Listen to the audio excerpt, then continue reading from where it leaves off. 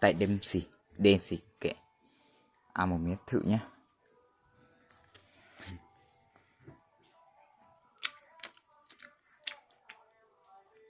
Ngon nhưng mà muối nhiều một tí, hơi mặn. Thử miếng này nhá, thử ăn.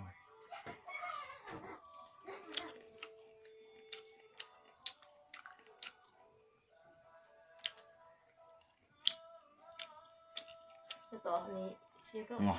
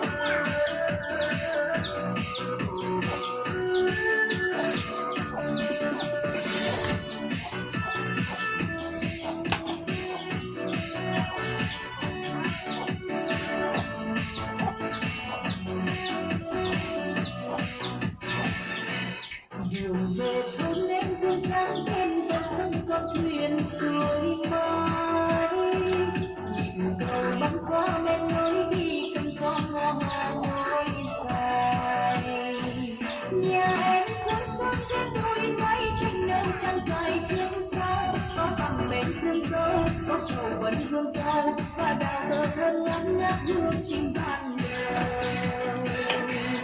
Đường về thôn anh con sáng sâu êm trên đồng xanh nhịp cầu băng qua đường lối sân rêu xưa tâm hoa bốn mùa.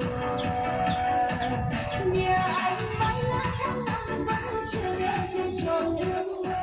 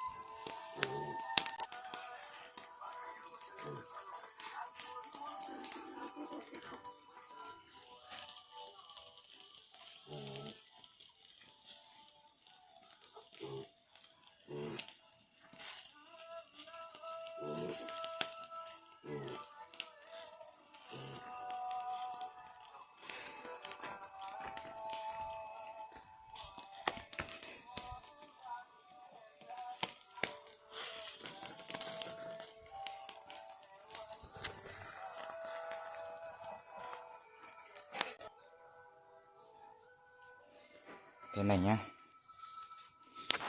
Thức ăn méo ngon không nhỉ?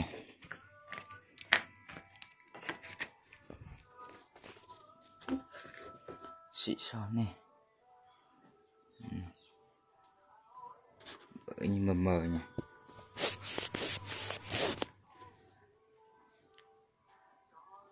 Tại đen xì kệ. Ăn một miếng thử nhá.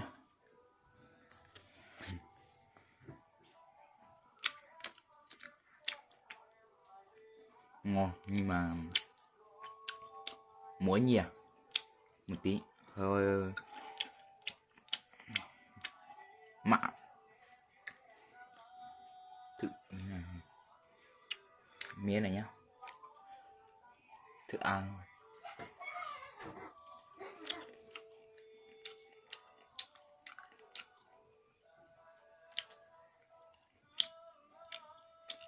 Cái tỏ này chưa có Ngon.